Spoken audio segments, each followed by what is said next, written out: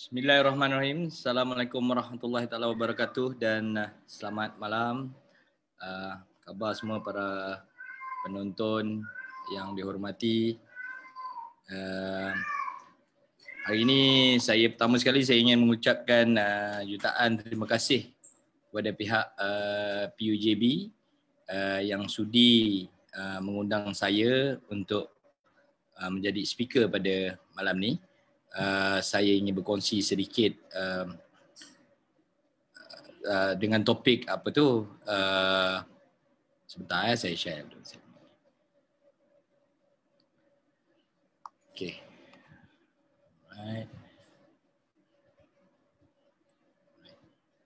Boleh nampak tak ni slide? Right. Okay. Assalamualaikum bagi yang baru join. Hari ini saya akan berkongsi tentang dengan tajuk peluang atau alasan. Kita melihat kepada topik bagaimana seorang usahawan boleh menepani cabaran baru pada hari ini. Jadi sedikit latar belakang mengenai saya. Nama saya Johan Ropi. Setengah orang kenal saya sebagai pengasas bersama Kilang Bateri. Saya bersama beberapa rakan yang lain dari Johor Bahru telah membuka sebuah mall untuk anak muda yang dipanggil Kilang Bateri beberapa tahun yang lepas. Tapi sebenarnya kebanyakan orang tidak mengenali saya bahawa saya sebenarnya seorang arkitek ataupun pengamal seni bina lah. Kilang Bateri telah mengajar saya pelbagai perkara dari sudut keusahawanan. Masa idea awal menubuhkan Kilang Bateri, kami melihat satu peluang yang besar. Peluang ni hadir daripada masalah sebenarnya. Kami selaku orang kata core business kami adalah menawarkan perkhidmatan berkaitan seni bina. Jadi nature kepada bisnes kami sebelum ni bukan dalam keadaan retail. Jadi kami memerlukan income yang secara konsisten. Jadi oleh itu kami buatlah beberapa studi dan sebagainya. Kami tidak mahu lari dari minat kami dan kami tidak mahu lari daripada seni bina. Dan kami melihat bagaimana kami boleh invest yang boleh memberikan manfaat kepada dunia seni bina itu sendirilah, kepada field kami. Jadi di situlah terlahirnya Kilang Bateri. Topik yang paling baik ataupun hangat dibicarakan pada hari ini adalah bagaimana kita semua mendepani cabaran baru. Sekali imbas pun kalau saudara-saudari melihat gambar yang saya paparkan, semua pun faham. Tidak ada satu orang pun yang terkecuali dari rasa kegusaran pada hari ini. Semua orang rasa risau, baik tidak kiralah usahawan ke, orang yang bekerja ke, orang biasa, waimahnya masyarakat ataupun orang-orang yang telah berpencen, semua mempunyai kerisauan terhadap fenomena ataupun pandemik yang berlaku pada hari ini. Iklim ekonomi yang kita hadapi pada hari ini adalah satu suasana ataupun satu iklim yang sangat luar biasa, unprecedented. Tidak ada pun sebarang case study yang boleh menjadi satu rujukan sebenar kepada kita untuk mendepani cabaran sebegini rupa. Tidak pernah ada dalam sejarah dunia yang betul-betul reflect kepada suasana yang kita hadapi hari ini. Memang ada cerita Spanish flu dan sebagainya, tetapi bukan one to one cerita dia. Jadi bila bercerita tentang ekonomi untuk usahawan, sebenarnya dia bukan cerita hari ini. Dia cerita akan datang. 3 bulan akan datang, 6 bulan akan datang, mungkin setahun akan datang. Yang pastinya terjejas pada mula-mulanya adalah peniaga kecil. Tetapi sebenarnya yang akan yang akan lambat untuk bangun semula adalah bagi bisnes-bisnes yang lebih besar sekiranya mereka terkesan lah melalui. Jadi apa yang saya ingin sentuh hari ini adalah saya akan bagi saya punya talk kepada dua segmen. Pertama adalah sekarang ni mengenai mereka yang melihat keusahawanan sebagai pintu keluar ataupun solusi kepada cabaran yang mereka hadapi hari ini. Dan segmen kedua nanti selepas setengah jam mungkin saya akan sentuh pula mungkin kepada usahawan yang telah berniaga dan telah memulakan perniagaan untuk bagaimana meneruskan perniagaan dan menghadapi cabaran yang baru. Jadi kalau kita cerita pasal COVID ni, banyak orang terkesan kalau dari segi sudut bekerja mungkin ada yang terkena VSS, ada yang ada kehilangan kerja dan sebagainya. Jadi mereka tercari-cari rentak baru.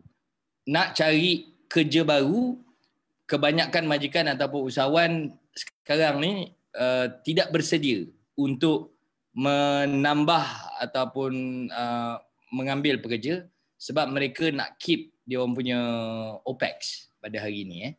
Semua orang nak jadi efisien pada keadaan hari ini, nak bergerak pada keadaan minimal, janji boleh survive. Hari ini it's all about survival of the fittest. Okay.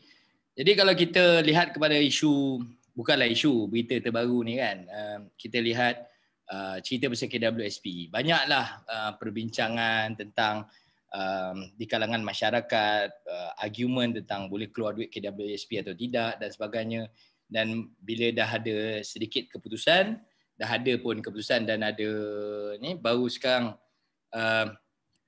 berbincang pula tentang apa nak buat dengan duit tu. Bagi saya yang akan menerima manfaat daripada keputusan tersebut terbahagi kepada 3 golongan lah. Bagi mereka yang layak, sebab dia ada certain kriteria yang layak untuk mengeluarkan duit KWSP. Saya lihat ada kelompok yang mungkin mengeluarkan duit KWSP, mereka jelas dalam kepala, saya tengok banyaklah dalam Facebook bercerita tentang untuk menggunakannya sebagai modal perniagaan. Mereka bersungguh-sungguh, mereka rasa nak jadi usahawan pada hari ini. Keduanya, ada yang fikir mudah ataupun yalah mungkin dalam keadaan sekarang dah kusut, dah tak tahu apa-apa, dah tak ada idea, buntu, fikirkan anak, fikirkan keluarga. Jadi hanya melihat dia soal survival, meneruskan kelangsungan hidup. Wang yang dikeluarkan tu untuk digunakan untuk menyara keluarga dan digunakan sebahagian modal untuk mencari kerja baru. Golongan yang ketiga, orang ni dia menggunakan alasan lah kan untuk duit keluarkan duit KWSP tapi nak berbelanja untuk membeli barang-barang yang mereka suka, especially hobi. Sejak PKP ni banyak live Facebook kan jual banyak barang-barang. Jadi untuk saudara-saudari, barang-barang kat belakang ni tak ada apa yang saudara boleh anda lock Ini bukan bidaan berbayar. Jadi ada kelompok yang melihat itu sebagai peluang untuk mereka terus melabur dalam hobi dan minat mereka. Jadi kalau kita lihat kepada 3 kelompok ni, ada pula yang bila dia nak jadi usahawan, dia rasa minat dia tu boleh dijadikan satu perniagaan. Betul ke tidak tu, itu bergantung kepada dia. Bagi saya, minat tu atau hobi tu, saya tak suka dijadikan sebahagian daripada perniagaan lah. Dia akan, bagi saya dia satu utopia. Kalau benda yang kita happy, akhirnya kita jadikan untuk perniagaan kita, lama-lama dia dah bukan hobi lah, dia dah jadi career. Jadi akan jadi stres. Ramai juga kumpulan-kumpulan cubalah belilah jam ke, beli apa ke, tapi akhirnya bukannya berjaya jual tapi jadi simpanan dan juga pemakaian. Jadi ini antara saya lihat di kala PKP, kala di zaman COVID ni, tagline seperti demo tak kena barang ni, ini antara usaha-usaha peniaga yang saya lihat membuahkan hasil. Mereka cukup kreatif. Ni saya rasa saudara Wan mungkin sedang menonton. Ni saya bagi kredit pada beliau, FB123, seorang usahawan kecil. Dia punya tagline bawah tu, kedai kampung barang Amerika. Saya sangat sanjungi semangat beliau ni. Saya memang sengaja share tentang dia, tolong promote pun je. Pasal saya promote kerana saya rasa attitude yang beliau ada ni sangat positif. Bila saya berbual, saya setiap kali kalau saya singgah ke kedai dia untuk berborak-borak, mungkin saya akan habis 2-3 jam. Pasal idea dan pandangan yang ada pada dia bagi saya sangat unik. Dia boleh, kalau dia boleh meniagakan semua barang-barang dari Amerika. Kalau you peminat topi, dia ni lah yang jual topi Gurin Bros pada semua pemain-pemain JDT. Jadi dia memberikan satu fenomena baru sebenarnya bagi saya. Jadi selain daripada ni, banyaklah usahawan lain yang orang jual G-Shock lah, jual banyaklah barang-barang. Dan tadi duit KWSP ada juga yang mungkin suri rumah, gunakan duit tu. Hari ni tengah musim apa, co-wax tu.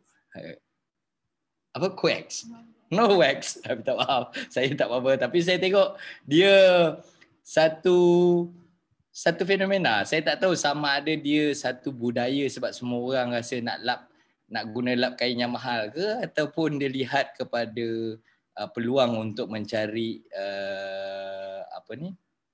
peluang untuk menjana pendapatan.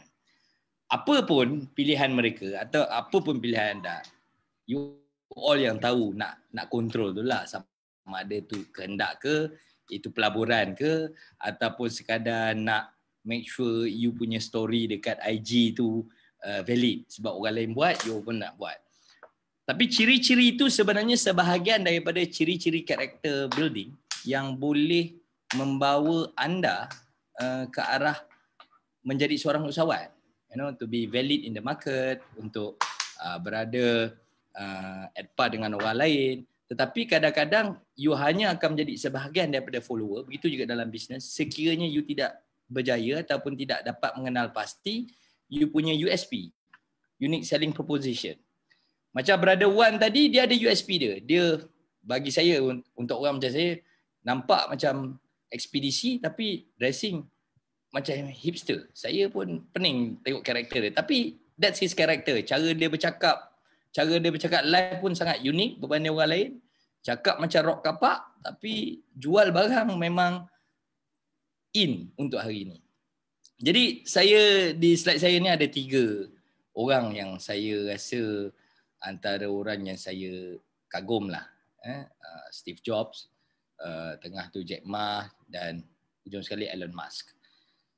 Mereka ni dikirakan bagi saya secara peribadi mempunyai idea gila. Jadi tadi saya relate balik karakter saudara Wan, lepas tu saya relate balik keluarkan duit KWSP, bagaimana sama ada melihat peluang ke ataupun just nak be part of the trending ke apa semua. Tapi akhirnya bagaimana mengenal pasti USP anda. Okay.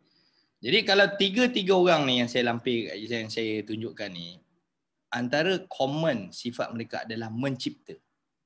Kita kena ada satu budaya mencipta. Bukan sekadar mencipta budaya, tetapi bagaimana nak mencipta satu tipologi baru, satu benda baru yang kita boleh sembahkan atau berikan kepada masyarakat atau pelanggan itu sendiri. Jadi mereka ni agak konsisten dan mereka ni biasanya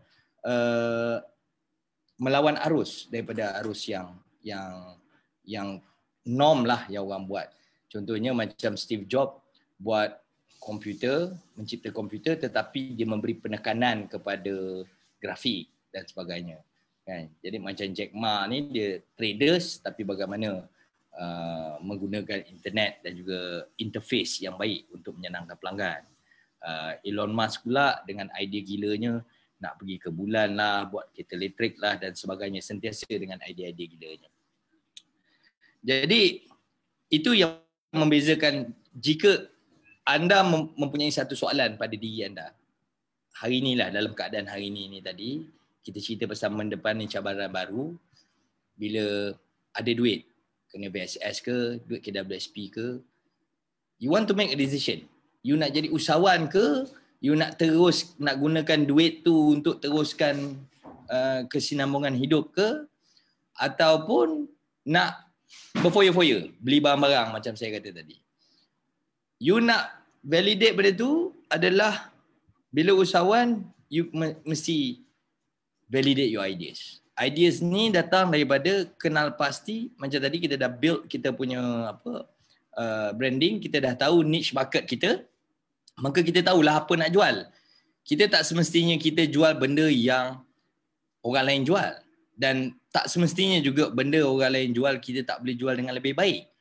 Untuk kita menjual dengan lebih baik, kita faham market kita, kita faham genre kita, kita faham pengikut kita, kita faham orang yang percaya kepada kita. Jadi itu yang akan create kita punya USP sebenarnya. Of course, sebelum ada masa mula-mula berniaga, kita akan ada market rush. Maksudnya hari ini kita berniaga, immediately keluarga, rakan-rakan semua seronoklah datang support niaga. Jadi time tu kita rasa wah, niaga berjaya 3 bulan, 4 bulan pertama.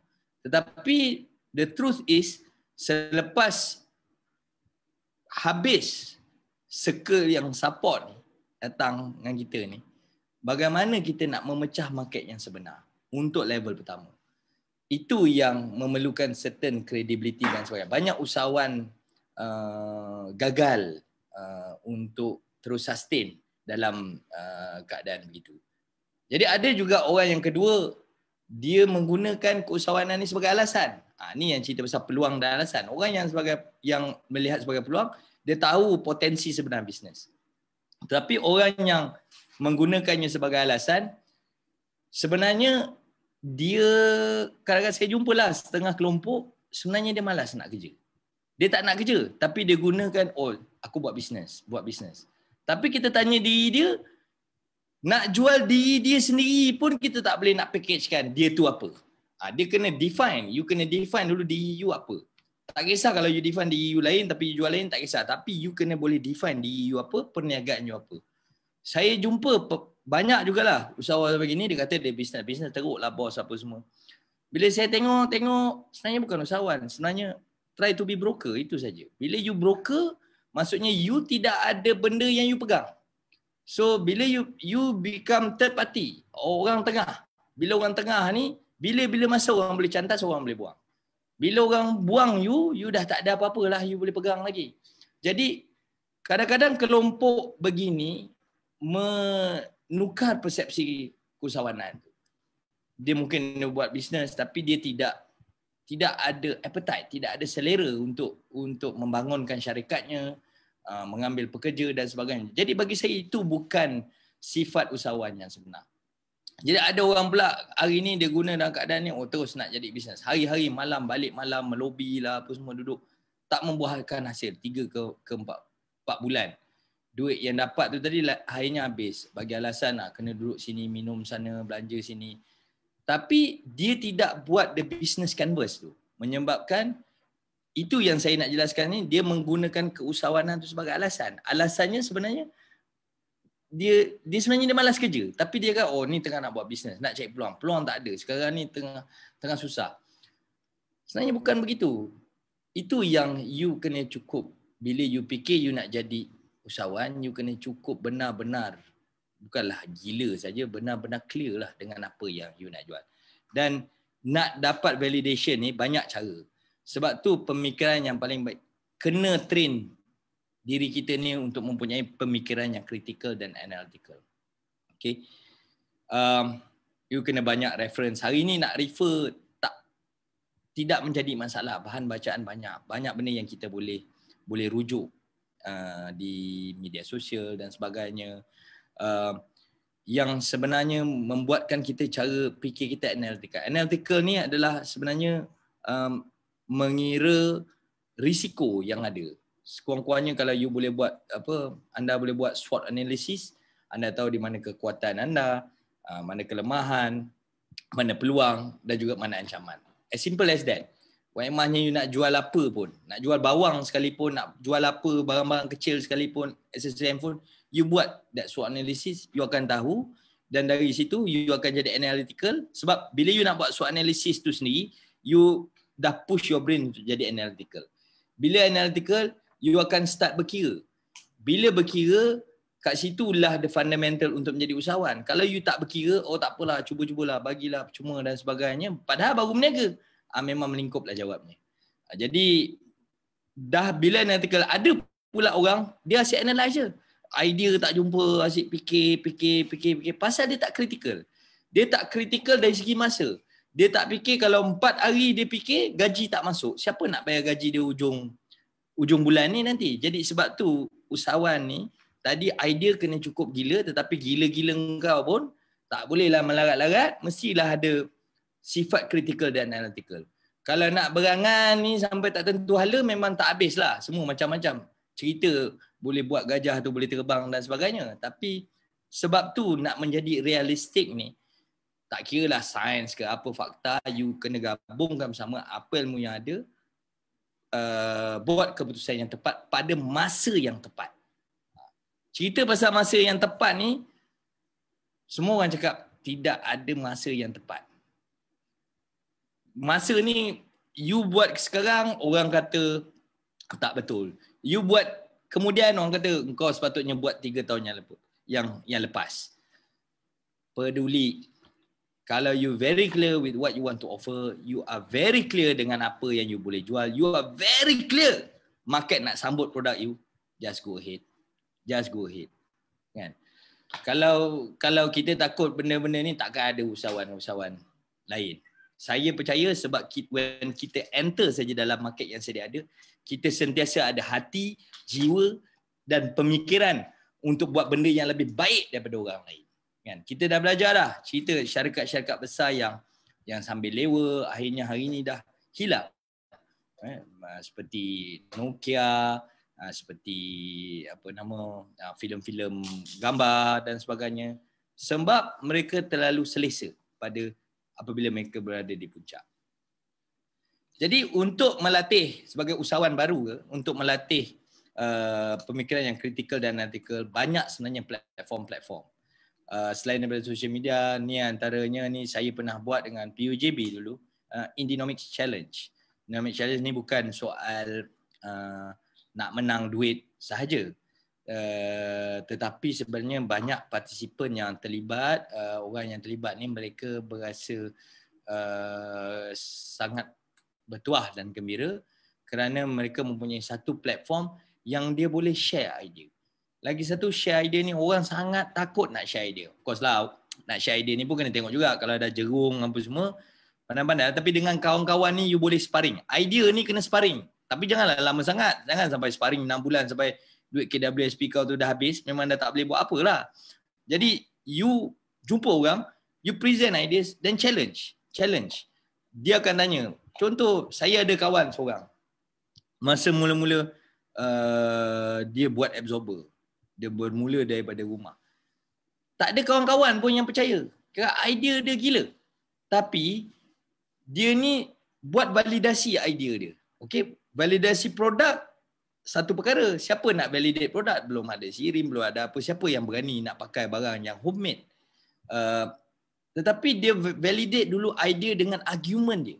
Argument dia kata absorber yang ada ni boleh maintain dan sebagainya. Bagaimana kalau bagi harga yang lebih rendah berbanding market tapi boleh street friendly, boleh pergi racing dan sebagainya.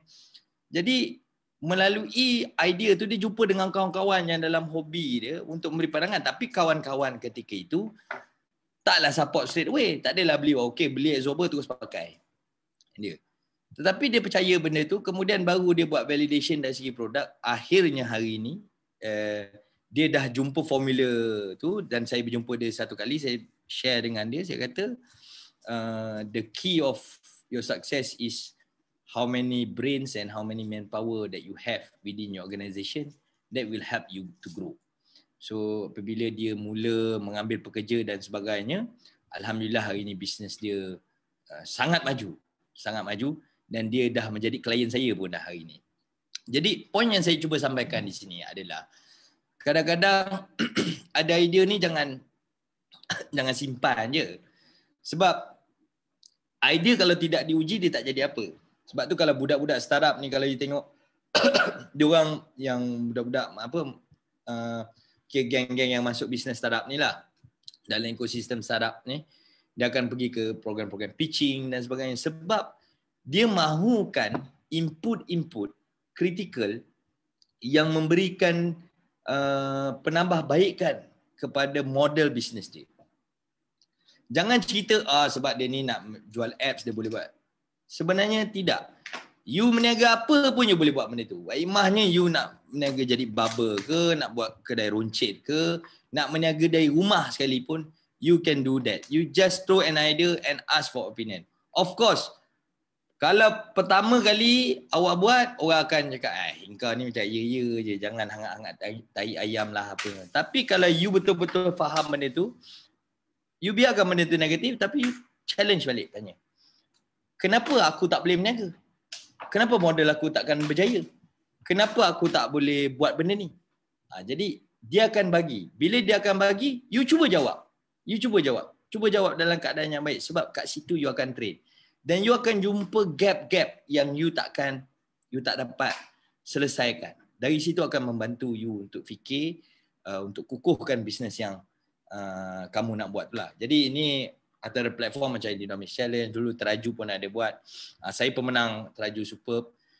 Mereka ni mengajar satu orang kata satu modul yang sangat kompres yang mengajar kita untuk berfikiran secara cepat sebagai usahawan lah. You nak pitch slide jangan buat sampai 30 deck. Muntah orang. You ingat orang yang ada duit nak letak duit ni ada masa ke untuk you? Dia bagi, sebab tu ada cerita term seperti elevator pitch. You first 10 second you mesti dah boleh buat orang tu jatuh cinta pada you. Kalau 10 saat pertama pun orang tu tengok you macam tak berkenan je, macam mana nak jual idea sebab you pertama sekali kita mesti boleh jual diri kita. We must be able to sell ourselves. Sell bukan gadai. Kau jangan gadai pula maruah tu. Sell ni maksudnya we are sellable. When people look at you, dia boleh define karakter you apa, orang ni jenis macam mana, latar belakang. Dia tengok sekali imbas je, dia dah rasa suka. Muka tu ada cahaya lah, muka tu ada harapan. Tapi muka conman pun selalunya ada harapan jugalah kan. Diorang ni pandai untuk keluarkan cahaya tu lah, cahaya penuh harapan tu lah nak con orang. Tapi kita ni, bagi saya, kalau kita usahawan ni, kita kalau benar-benar datang dengan ilmu dan dari hati yang ikhlas, insyaAllah benda tu akan orang boleh lihat. Okay? Sebab dia bukan sekadar daripada riak muka, tetapi energi. Bila aura lah, biasa kita sama-sama ni aura, energi. Kalau kita confident, energi tu boleh mempengaruhi lah mana-mana keputusan. Keduanya, bila kita dah berjaya menjual diri kita, mempackagekan diri kita dalam keadaan baik, kita mesti boleh menjual idea kita dengan cemerlang. Okay? Sebab bila orang dah beli je, you siapa, you apa, dia dah suka je, you dah halfway won the battle lah. 50% dah passing mark dah lepas lah, 50%. Dan ada 30% sebenarnya you nak convince kan idea you. Idea yang apa,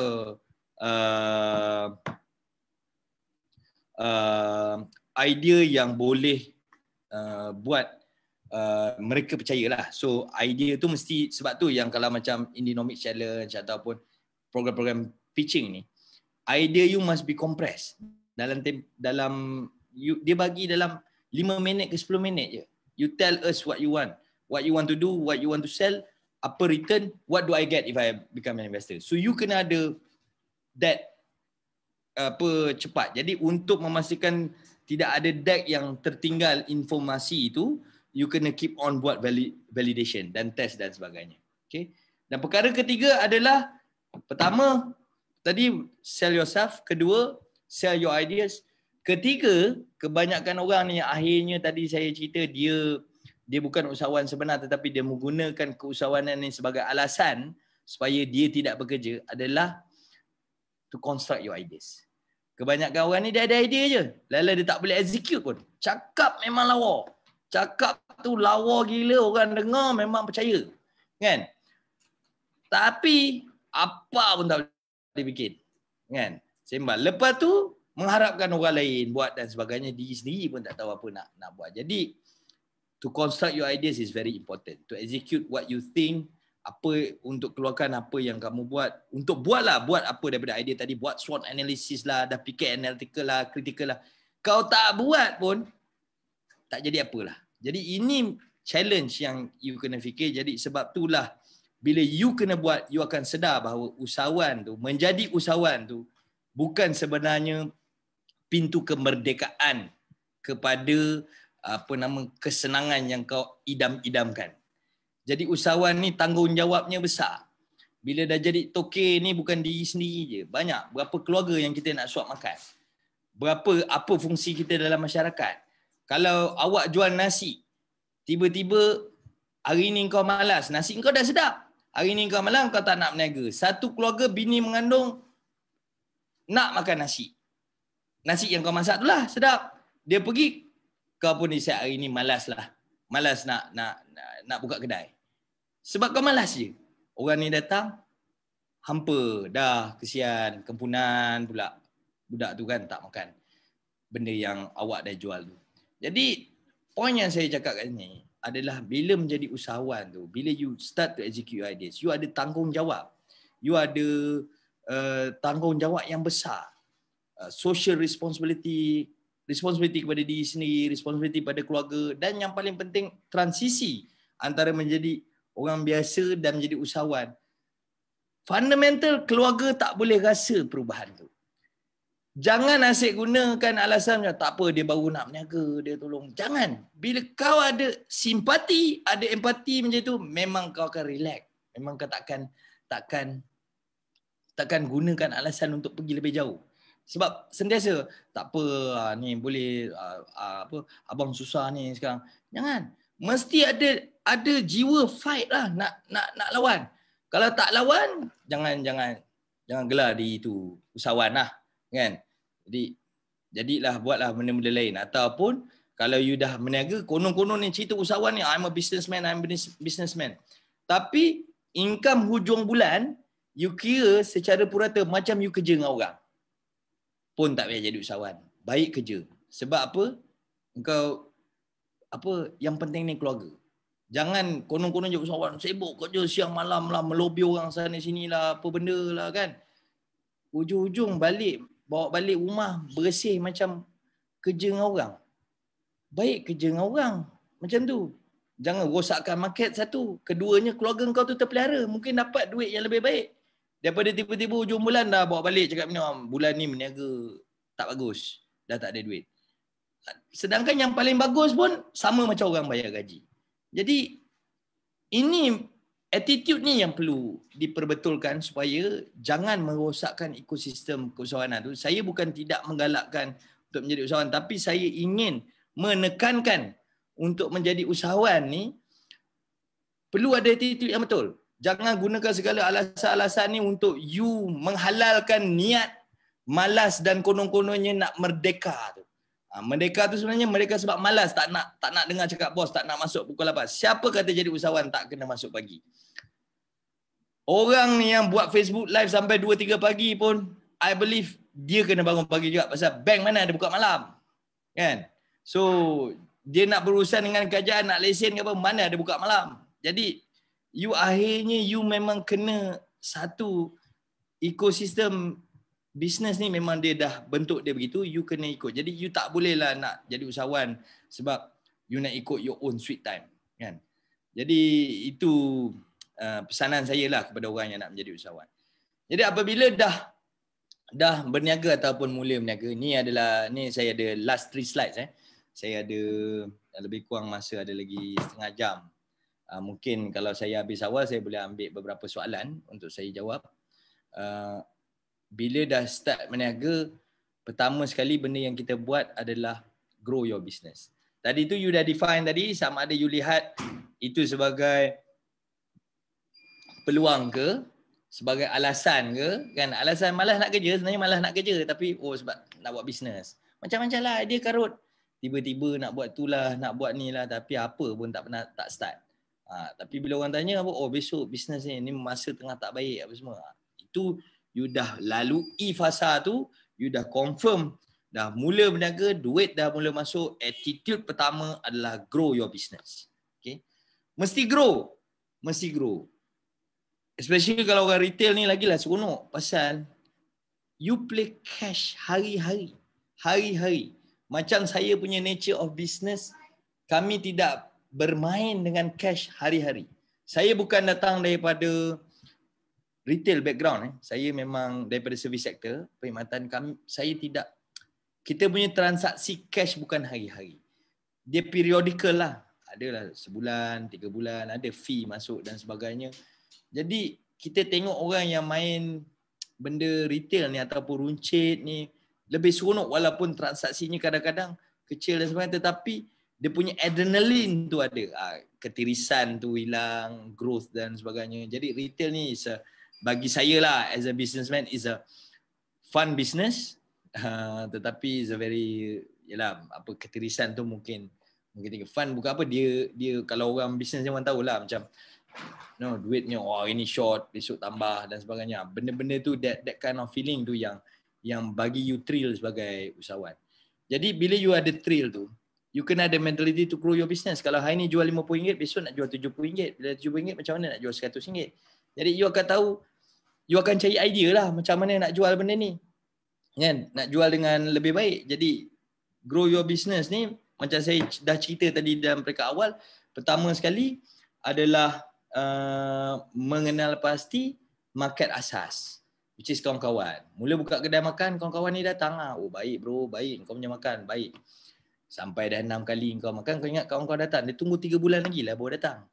Jadi you kena fikir bila you dah habis you punya the first tranche of your market ecosystem, how you want to penetrate to the second layer lah. Jadi benda ni yang you kena ada mentality. Jadi you faham. Contohnya kalau buka kedai di point A, pertama sekali catchment 5 km.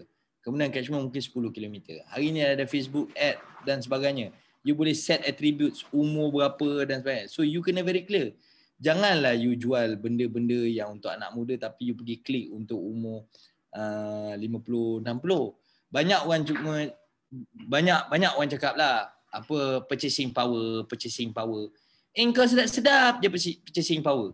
Kau ingat semua orang yang ada duit tu, ada purchasing power tu, dia nak membeli ke? Saya akan gunakan ayat purchasing power with the right appetite. Kalau dia ada purchasing power pun, dia tak ada selera, tak jadi apa brother? Tak jadi apa. Jadi you must identify market you yang benar-benar ada purchasing power dan keduanya ada selera kepada benda yang jual. Kalau orang yang jual-jual hobi ni lagi dia punya nakal cara dia main, dia sentiasa meningkatkan selera. Orang tu tak ada purchasing power, dia akan cari cara untuk ada purchasing power tu sebab selera dia dah bertambah-tambah dah. Tu dia nak beli. Ni yang sebahagian nanti yang keluarkan duit KWSP ni, yang salah terjebak ni nanti selera dah bertambah-tambah ni, nanti silap dia belilah barang-barang. Tapi you sebagai usahawan, you opportunist. Lihat apa peluang yang boleh dapat. Kan? Jadi inilah sebab tu jangan hanya terpegang pada orang selalu cakap, tengok catchment ni kawasan orang kaya. Pam satu berniaga kat sini. Sebab dia orang ada purchasing power bro. Jangan kau percaya bulat-bulat. Fikir. Mesti kena pasti purchasing power with the right desire. Purchasing power with the right desire. You jual barang ni, tapi orang tu kaya macam mana pun dia geli nak beli barang kau, tak jadi apa. Tapi kalau you jual satu barang mahal, tapi orang bersungguh-sungguh memang nak barang you letak kat mana pun, you berada kat mana pun, orang tetap datang beli. Kita tahu banyak kedai-kedai makan yang selera letak tempat memang tersembunyi, tapi orang sanggup datang kerana dia punya USP, unique selling proposition dia sangat tinggi. Sebab dia very clear dengan apa yang dia jual dan dia honor. Dia honor dia tunaikan produk yang dijualkan. Tu integriti sangat penting bagi seorang bisnes. Keduanya adalah grow your company. Dah grow your business, sudah dapat market catchment ni pada satu tahap, you mesti kembangkan syarikat. Kalau tak kembangkan syarikat, jangan panggillah diri kau tu usahawan. Kan? Sebab kita kena balik semula kepada sifat kita kepada usahawan. Sebenarnya bagi saya antara kepuasan yang saya rasa sangat gembira lah pada hari ini, walaupun dia tanggungjawab yang besar, adalah kepuasan memberikan rezeki pada orang lain, membuka peluang pekerjaan kepada orang lain. Kadang-kadang bila tengok staff tu tak siap ke ataupun dia berumah tangga, kita rasa macam satu kejayaan. Jadi sebab tu mentality grow your company kena ada. Kalaulah sifat grow your company ni tidak ada di kalangan kita semua usahawan, so memang takkan majulah. Jadi kita satu orang kerja 2-3 orang. Jadi bagaimana kita nak jadi satu kuasa ekonomi yang besar? Bagaimana kita nak menjadi sebuah bandar dan juga negeri dan juga negara yang hebat? Kalau ekonomi kita kecil, kita sendiri tak boleh tawarkan peluang kerja kita pada orang lain, pada kawan-kawan kita, pada saudara mara kita. Jadi kita kena fikir ada benda ni, barulah kita yang tak kira lah menteri cakap nak siapkan peluang pekerjaan dan sebagainya, tapi kita sebagai usahawan, kita pun boleh, kita sebenarnya yang akan keluarkan peluang pekerjaan ni. Jadi kalau kita just simpan di kita ni, kadang-kadang saya jumpa je ada orang kaya dah bisnes berjuta-juta, hantar anak pergi London apa semua, balik sini marah tak ada kerja. Company kau besar tu, kau employ lah anak kau. Jadi ini semua mentality usahawan yang saya rasa salah, skewed. Kau dah berniaga, kau boleh buat peluang pekerjaan. Kenapa tak tawarkan pekerjaan tu pada anak saudara mara kau sendiri? Yang salahkan orang lain kenapa? Itu nampak sangat tu broker lah tu. Tu kalau sifat-sifat macam itu. Jadi sifat keusahawanan ni mesti ada selera nak kembangkan syarikat. Itu baru bagi saya usahawan yang benar-benar ada hati, ada jiwa. Bukan nak cerita tempa nama, tapi betul-betul macam saya cerita tadi, jadi usahawan, you kena ada tanggungjawab. Tanggungjawab tu bukan sekadar nak cerita kau punya poket, tapi bagaimana you betul-betul tak and berfungsi dalam masyarakat. Sebab tu menjadi usahawan ni benda yang serius, bukannya suka-suka. Jadi sebab tu term yang alah bisnes main-main kan, ada orang suka itu, alah buat duit-duit jajan kau. Mana ada benda tu free? Kau gila ke apa? Jadi mentality begini yang membuatkan kita tak boleh menjadi satu bangsa yang maju. Kita takkan boleh membuatkan negara kita semakin kuat ekonominya. Jadi ini benda ni harus kikis. Jadi semua orang tak boleh lah kita chill company kecil tak apa. Bukan nak jadi gegasi gila-gila, tapi kenalah ada saya. Bila you grow your company, you punya paperwork will be better. You akan valid dalam ekosistem. Jadi antara indikator dia kadang-kadang bila grow your company ni, you start lah bank telefon. Macam saya dulu mula berniaga, tiba-tiba pagi bunyi telefon office ada bunyi telefon office. Saya punya rasa gembira bila staff saya angkat, tanya dari mana? Oh, dari bank lah, orang nak jual insurans lah. Saya senyum sebab bagi saya itu adalah indikator saya wujud dalam pasaran. Ketika itu saya tengok mula-mula adalah seminggu sekali ada orang telefon pejabat. Kemudian makin lama makin meningkat. Sekarang memang dah hari-hari lah orang telefon pejabat. Telefon handphone jangan cakap lah kan. Tapi telefon pejabat ni, bila orang telefon landline, memang perkara serius. Mana ada orang suka-suka telefon pejabat? Yang akan telefon pejabat orang macam bank, orang cari hutang ke, orang nak bagi hutang ke, tu. Jadi diorang ni orang yang serius. Jadi bila orang-orang serius macam dah start telefon pejabat you, that's why you kena ada landline. Sebab tu you kena ada alamat. Kan? Selain daripada email, you dah valid dalam pasaran. Bila you dah valid dalam pasaran, you can rock the market. Selagi kau tak wujud, you cannot rock the market. Itu point saya lah. Okay? So daripada grow your company, biasanya dah tadi grow your business, dah kenali market, dah jumpa market yang saturated, you dah tak boleh apa, dah terpulah dah langgar dinding, nak besarkan lagi, make sure besarkan syarikat, lebih banyak manpower, akhirnya you akan pergi kepada institutionalizing your company, menginstitusikan syarikat. Okay. Ini juga sangat penting. Okay, menginstitusikan, ini peringkat terakhir lah bagi saya. Saya memang mendambakan, bercita-cita untuk menginstitusikan syarikat saya. Bila menginstitusikan syarikat saya ni, kita kena tengok dari sudut HR-nya, kita kena tengok dari growth. Sebab saya percaya menginstitusikan syarikat ni adalah keupayaan kita menarik lebih banyak bakat. Bagi saya, kita punya modal terbesar, duit boleh cari. Tapi kalau engkau memang bukan the best brain, you bukan tidak menawarkan ni cerita pasal modern world, modern world. You tidak menawarkan satu ekosistem yang sihat, tidak ada growth dalam syarikat, you akhirnya akan lose out kerana you tidak berjaya menarik minat bakat-bakat hebat. Bakat-bakat hebat ni akan pergi ke kompetitor you.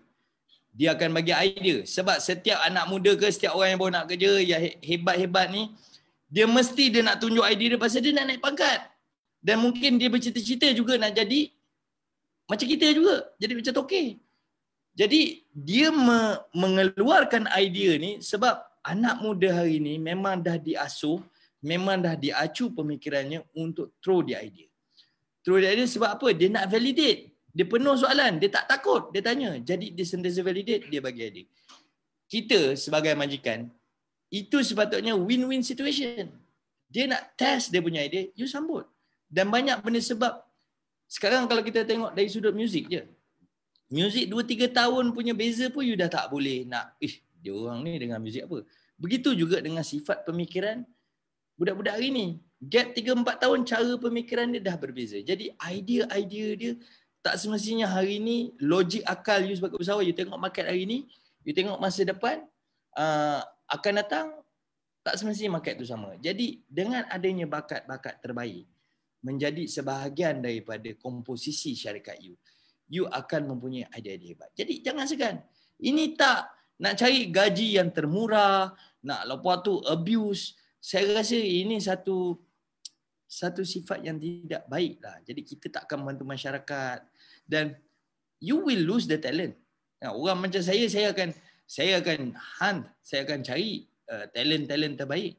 Saya tahulah kapasiti saya mungkin tak boleh bayar sebagaimana gergasi-gergasi lain bayar gaji mereka, tetapi at early stage saya boleh tawarkan pengalaman pada mereka, mereka boleh tawarkan idea kepada saya. Jadi mengambil pekerja ni jangan lihat dia sebagai kaki tangan. Bila awak bayar dia sebagai kaki tangan, awak rasa perit. Tapi kalau awak lihat dia sebagai bakat, awak menang. Jadi itulah fungsi institutionalizing your company, di mana you kena ada ekosistem yang lebih jelas, jangan tak bayar KWSP, jangan. Jadi benda-benda ni akan membantu. Percayalah, pelaburan kepada bakat, pelaburan kepada ekosistem perniagaan dan ekosistem pekerjaan yang lebih baik pasti memberikan manfaat kepada sendiri. Kalau kau tak percaya juga benda tu cakap, kau fikir macam ni je lah. Kalau tanggungjawab tu Allah dah bagi kau, yang kau ni adalah sumber rezeki kepada orang lain, mustahil lah. Yalah kalau kita ni jenis orang berusaha, dah memang kita fikir, saya ni bukan ustaz, tapi ini logik kalau ni di kalangan viewers yang orang Islam. Banyak agama-agama lain pun lah. Kalau you faham bahawa rezeki itu datang dengan melalui Allah, Allah yang bagi rezeki ni kepada you. Kalau tanggungjawab tu dah ada, insya-Allah akan dipermudahkan. Fikir logik tu je. Fikir logik tu.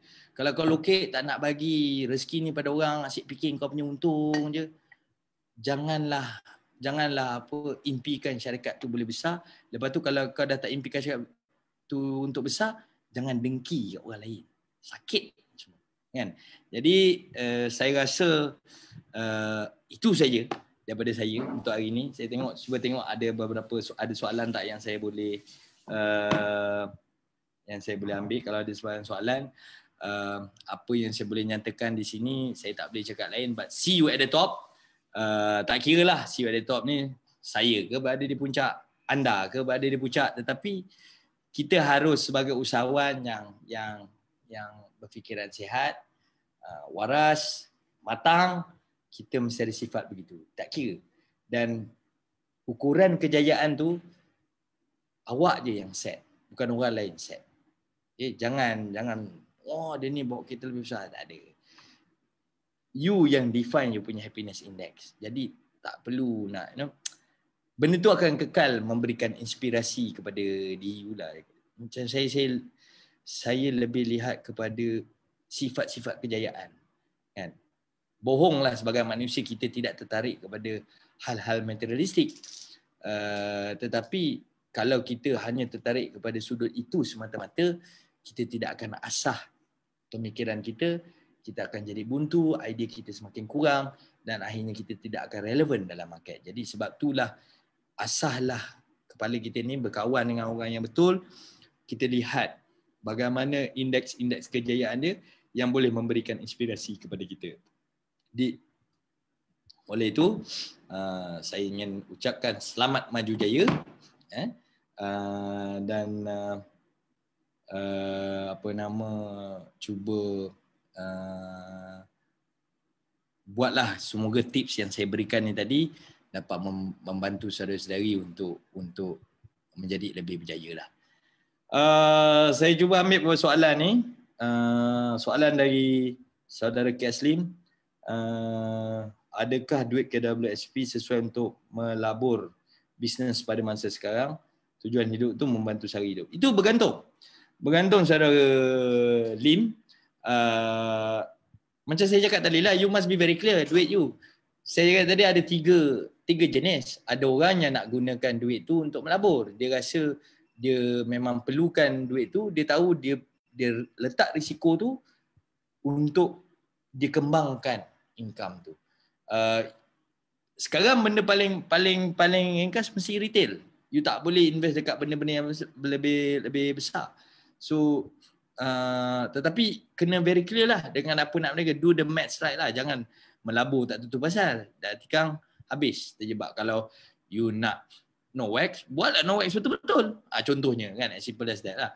So ada juga yang memang dia letak prioritization dalam diri dia. Saya tak nak mempengaruhi lah orang untuk buat keputusan bagi diri mereka. Again, prioritization masing-masing tu berbeza. Ada yang memang perlukan duit tu hanya untuk teruskan hidup. Nak bayar rumah, nak bayar kereta, nak beli susu anak, teruskan.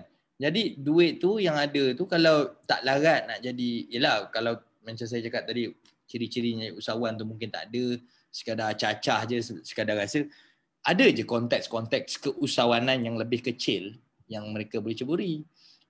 Yelah macam bagi saya memandu Grab, buat Food Panda dan sebagainya, itu sebahagian daripada keusahawanan sebab you can be your own boss right. Sebenarnya you kejar you punya trip dan sebagainya. Tu antara pelaburan-pelaburan yang you boleh fikirlah. Cerita tentang Food Panda ni saya rasa tertarik lah. Semalam saya beli burger dengan satu brother ni. Tiba-tiba dia buka perbualan dengan saya. Hari ni panda senyap je. Oh tu. Saya apa pasal orang tua ni tanya saya panda senyap. Panda apa bang? Food Panda, dia kata. Dari petang ni tak ada order. Oh saya pun terbanyak. Wah abang dah ada Food Panda? Dah ada. Wah baguslah. Lepas tu kenapa sebelum ni tak ada? Oh sebab tak ada SSM. Sekarang dah ada Food Panda. Nak ada Food Panda kena ada SSM. Sekarang dah ada, aku happy. Saya dalam hati saya sangat gembira. Saya rasa macam wah baguslah kau ada SSM kan. Dalam hati saya tak adalah cakapan dia. Itu yang tadi dia dah grow your business. Dia nak grow his company. Tak kira lah enterprise ke Siam Berhad ke. Janji appetite untuk grow your business tu, grow your company tu ada. Sebab bila you ada SSM, barulah institusi macam PUJB ni ke apa-apalah, MARA ke boleh bantu. Tanpa SSM, you jangan harap apa-apa pun bantuan boleh turun kepada you. Kan? Jangan gunakan simpati. Sebab saya berniaga dah boleh ambil lesen pun tak ada. Saya pernah cakap dengan kawan saya, dah lama-lama dah berniaga. Bila tanya, syarikat mana? Tak ada syarikat. Saya cakap, apa beza kau dengan Rohingya? Kau macam Rohingya yang potong rumput tu pun silap ada syarikat lah. Jadi kita sebagai rakyat Malaysia, kalau jadi usahawan, kalau kau tak ada lesen, tak ada buat SSM, you are third class citizen. So tak nak berniaga lah betul-betul. Ni negara kita kot. Takkanlah banyak bantuan yang boleh dicari, banyak ekosistem yang boleh digunakan. Jadi gunakan sebaiknya. Okey. Soalan dari Fakri Mansur, contoh-contoh usahawan muda Johor yang boleh dicontohi. Ini awak kena rujuk dengan PUJB lah. Saya adalah kenal beberapa, tapi sebab saya tengok dia tidak public lah, sifatnya tidak public. Jadi mungkin satu benda yang tidak tidak elok lah kalau ialah tanpa kebenaran yang kebenarannya lah untuk saya nak cerita pasal dia kan. Ada orang ni kadang-kadang dia berjaya tapi dia memang just want to keep it to himself kan, ada. Tetapi kalau karakter-karakter yang menarik saya kenal, antara yang kenal macam saudari Azura yang berniaga minta maaf saya lupa nama syarikat dia berniaga maju. Saya tengok dia punya growth tu fantastic lah. Dia punya growth tu, cara dia ni dulu Captain J Lanon, cara dia bawa tu perniagaan tu sangat menarik. Ni founder Kejos, saya tengok Kejos pun saya tak kenal dia secara peribadi, tapi saya tengok dia punya growth business dia tu menarik lah. Dia boleh dia boleh pergi sampai sebegitu rupa kan, saiz dia punya. Saya tengok cita-citanya tu besar. Jadi itu antara, kadang-kadang bila tanya macam ni saya pun tak boleh nak petik lah nama-nama orang ni. Kadang-kadang ramai je yang berjaya. Kalau nak lihat kepada sektor mungkin pun saya boleh petik jugalah, tapi nak kena lihat. Cuma saya punya sentimen kepada kejayaan tu bukan tahap kekayaannya. Saya tak ukur, saya tak heran lah dia bawa benda yang lebih besar ke apa. Saya ramai je jumpa orang macam ni, memang nampak kaya, hidupnya nampak kaya. Tetapi bila saya tanya kat mana syarikat, nak tengok dia punya ni, saya nak tengok dia punya bakat yang bekerja dengannya, tak ada. Saya rasa terkilan. Saya selalu rasa terkilan. Bagi saya dia kena simbang lah. Kalau kau bawa Mercedes, office kena macam Mercedes lah. Bagi saya. Jadi apa hang kau bawa Mercedes tapi office kau bagi dia kancil je. Jadi apa yang you contribute pada orang ni sebenarnya? Jadi yalah. Jadi benda ni itu kalau you nak cerita pasal kejayaan, saya ukur dari sudut tu. Jadi saya pun adalah beberapa klien, tapi orang-orang yang saya jumpa ni mungkin tak appropriate lah untuk bercerita tentangnya. Mungkin dia pun tak apa-apa open. Ni ada soalan lagi, Mia Elina. Macam mana kalau kita nak cari pekerja dalam awal perniagaan? Perlu ke atau tidak? Kadang-kadang kita takut nak ambil pekerja, takut tak mampu nak bayar gaji. Cantik. Ini soalan ni betul. Saya suka soalan macam ni, pasal ni betul-betul ikhlas. Dari cara tanya ni pun ikhlas. Saya bagi awak tips. Again saya bukan datang dari dunia retail. Jadi saya tak bermain cash hari-hari.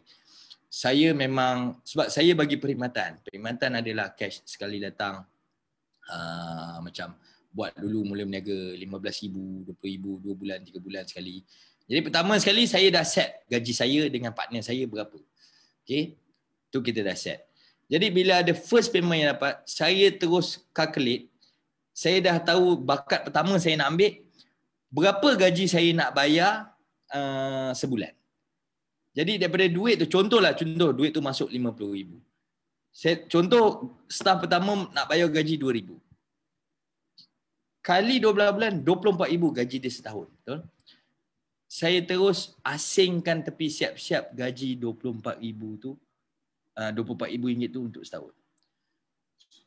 Mula-mula fikir saya dengan partner, uish, kau sayang lah duit apa semua. Cakap, kalau kita tak buat macam ni, sampai bila pun kita akan fikir macam tu lah. Tak.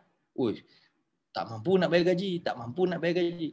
Tapi kalau kita dah letak tepi siap-siap, sebab bila kita dah ambil dia kerja, kita kena tanggungjawab lah bayar gaji. Janganlah kita nak biar dia sengsara. Kan?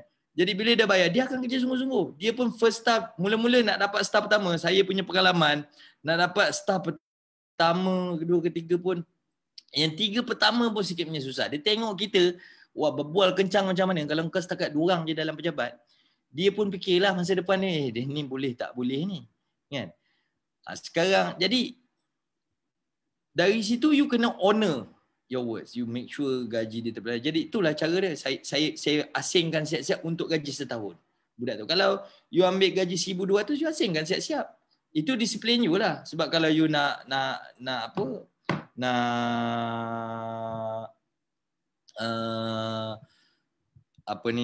fikir income bulan-bulan, mungkin tak ada. InsyaAllah dengan hadirnya tambahan orang, you punya bisnes akan lebih banyak. InsyaAllah rezeki dia ada. Dia macam you ada anak lah. You ada anak, insyaAllah rezekinya ada. Jadi you ada staff, insyaAllah rezeki dia ada.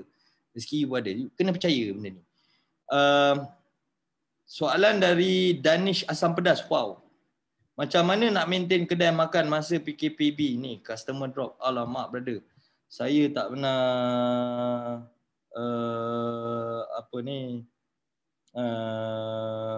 meniaga makan. Saya F&B, benda yang paling saya saya paling tak mempunyai idea lah untuk ceburi. Dan untuk menjawab soalan ni, saya pun again macam saya cakap tadi, benda ni tidak ada unprecedented, tapi sedikit cadangan saya lah. Pertama mungkin kalau dari customer, kalau ada sistem perantaran apa semua biasa orang buat, tetapi cuba lihat kepada package yang minimum. Ada orang saya tengok sekarang ni, kebanyakan orang dia meletakkan dia suka jual benda yang package yang lebih besar, duit yang benda yang lebih besar sebab dia nak naikkan harga supaya sale dia tinggi. Jadi dia reach sale dia tinggi. Ini kebanyakan kawan-kawan saya yang berniaga dalam F&B line ni, strateginya begitu. Jual air supaya air yang lebih mahal, jadi supaya sales tu meriah. Sebab dia punya margin still the same, 10%. Saya minta maaf kalau saya ada ni, tapi ni apa yang saya faham. Jadi ini saya sekadar berkongsi strategi lah. Brother ni tanya. Jadi mungkin you boleh reverse kan benda tu. Kalau you play with volume kan, you lihat kepada benda yang packable. Macam saya macam lunch, sifat saya pergi lunch hari ni. Saya memang malas nak duduk lama-lama kat kedai. Pasal dalam keadaan sekarang ni orang ramai benda ini.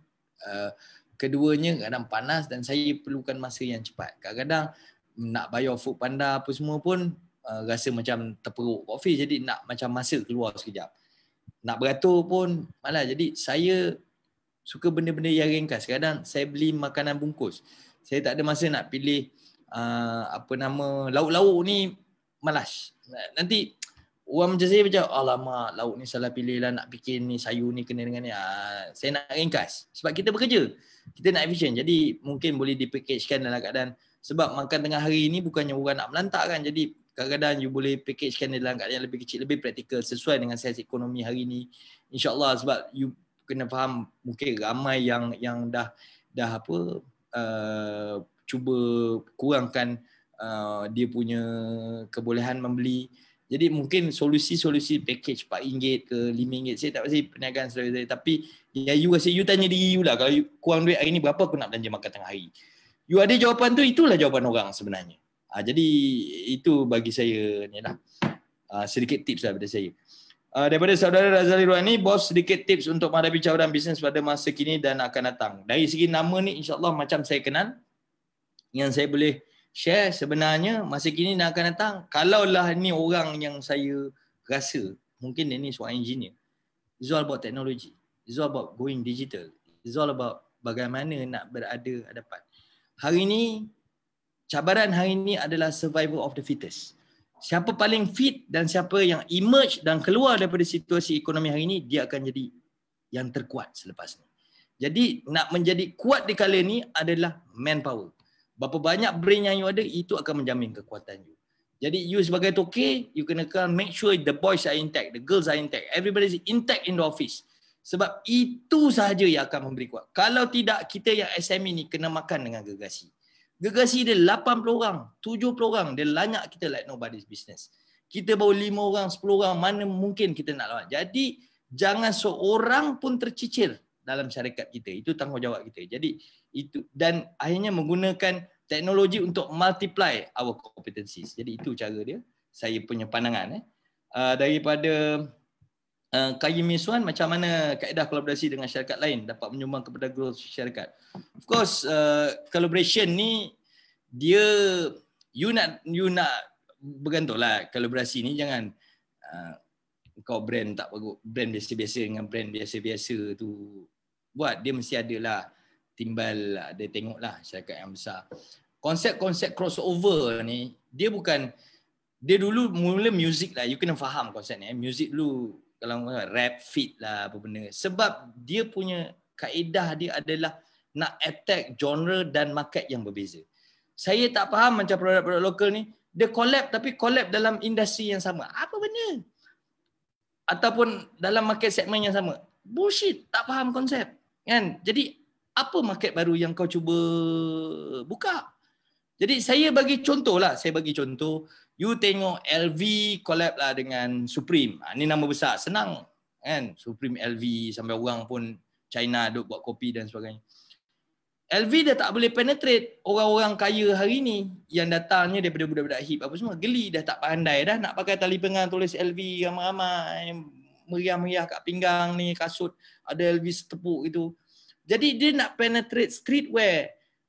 Kalau dia penetrate streetwear sebagai LV, gelilah, entah apa jijik perangai kau ni kan, macam bukan kau. Jadi dia tahu bukan dia. Jadi dia perlukan Supreme.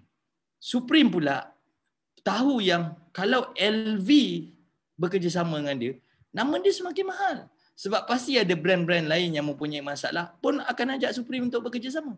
Jadi dia mesti dalam situasi itu yang akan pecahkan market baru dan dia mendapatkan win-win situation. Jadi collaboration ni. Banyak soalan lah brother. Masa dah habis. Saya pilih lagi 1-2 lah. Fikri Haziq, tuan ada tak tip macam mana nak tahu sama ada bisnes kita tu boleh pergi jauh atau sekadar short sendiri? Tu saya cakap tadi, validasi lah. You kena keep on validasi, boleh berjumpa dengan kawan-kawan, test dan sebagainya. Itu cara dia. Saudara Mirkai, tuan saya nak tahu apa cabang-cabang bisnes ala baru sempena era COVID ni. Data. You cari data. Data is something that ni, dan sebenarnya lagi satu bagi pendapat saya adalah anything related to food, tapi bukannya restoran, F&B dan sebagainya, pertanian. Back to basic. Itu saya rasa akan membantu saudara saya. Apa pendapat tuan untuk orang-orang yang nak mula bertapak sebagai full time content creator, YouTuber di Malaysia? Why not? Saya tengok ramai orang buat duit melalui ini. Yang penting yakin, tak handsome tak apa, yakin tu kena ada. Jadi you tahu you ada content lah. Kalau content kau sampah tak jadi apa. Jadi again, you nak jadi YouTuber tu adalah dia punya platform, tapi content tu yang sangat penting. You kena ni. Daripada Helmi Basri, apakah kesan pendigitalan kepada institusi bisnes agaknya? Kesan pendigitalan adalah kurangnya kebergantungan kepada pekerja. Tetapi perlu ingat juga, untuk mendigitalkan sesuatu, you perlukan investment yang besar juga. Jadi it's chicken and egg. Apa pun kita masih belum automate 100%.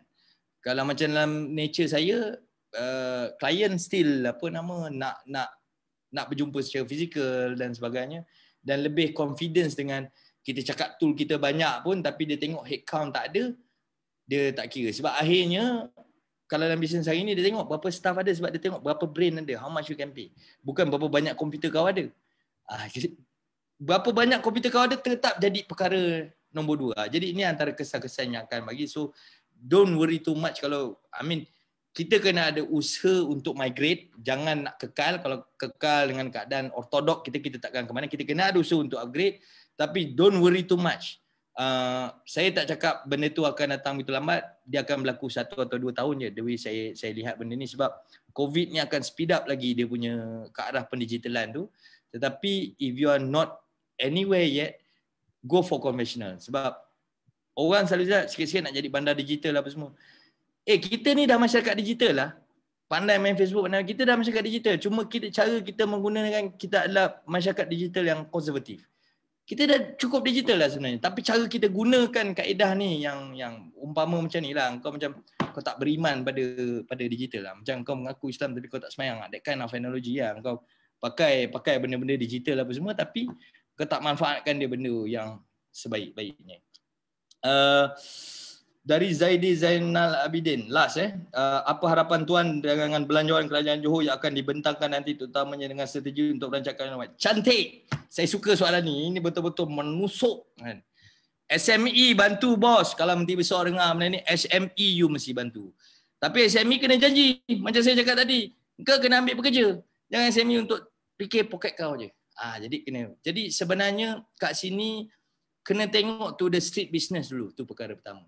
Keduanya, kalau kita cerita tentang ada Menteri Besar, kajian cerita pasal si Zulkifli dan sebagainya, saya mengharapkan dalam bajet ni ada cerita tentang plan-plan bagaimana kita nak jadi pemain kepada strategi tersebut. Itu harapan saya dalam. Kalau umumkan stimulus package, apa-apa penaik tarafan infrastruktur, bagilah kepada supaya memberi manfaat kepada usahawan-usahawan kecil, kontraktor kecil dan sebagainya. Janganlah bagi pada gergasi-gergasi sahaja. Sebab percaya benda tu bila ada pada usahawan-usahawan kecil, kontraktor kecil, SME dan sebagainya, serakkan ke jalanan tu lebih banyak. Berbanding segregasi, kalau bagi orang KL bawa balik semua konsultan besar-besar ke kontraktor besar-besar bawa balik, habislah orang Johor, duit tu semua bawa pergi sana. Jadi macam mana kat sini kawan-kawan kita meniaga asam pedas tadi semua nak meniaga bos. Jadi ini benda yang penting. Lagi satu, saya mengharap sangat Johor ni tak sepatutnya ketinggalan. Kita kalaulah cerita pasal ni tadi di Singapura, kita tak nak lagi dilihat sebagai backyard of Singapore, tetapi kita adalah lobby kepada peluang yang berada di Singapura. Kita leverage peluang ni. Jadi ini harapan saya apa-apa pengumuman strategi dalam bajet yang akan datang. Jadi saudara-saudari sekalian, saya ucapkan terima kasih. Wow, ada tanya pasal asnaf digital asnaf digital. Tak apalah, saya rasa masa dah lebih dah ni. 10.42. InsyaAllah kalau ada komen-komen positif, mungkin saya boleh buat sharing session lain lah. Kalau sangat positif, boleh meniaga ni saya rasa. Cakap lagi. Jadi apa pun saya ingin ucapkan ribuan terima kasih kepada pihak PUJB kerana memberikan saya peluang, dan slot ni sebenarnya dah agak lama saya tak bercakap macam ni, dah dekat 2 tahun. Saya doakan saudara-saudari semua berjaya, mempunyai idea yang lebih hebat, supaya boleh terus berjasa pada diri sendiri, keluarga dan masyarakat, menjadi satu usahawan yang hebat dan terus menyumbang kepada ekonomi negara. Jadi terima kasih di atas perhatian yang diberikan. Saya mohon maaf sekiranya ada yang tersinggung atau terasa hati. Kadang-kadang ada yang menyindir tu, saya secara jujurnya saya memang maksudkan. Saya tak payah beralas-alas. Kalau saya nyindir, memang saya nyindir. Saya peduli apa, memang kena dengar lah. Kalau kita ni masalah kita nak simpan-simpan, apa pun kita tak boleh cakap. Tetapi yang penting kita kena positif. Jadi itu saja. Selamat malam kepada semua. Sekian wabillahi taufiq wa hidayah. Wassalamualaikum warahmatullahi taala wabarakatuh.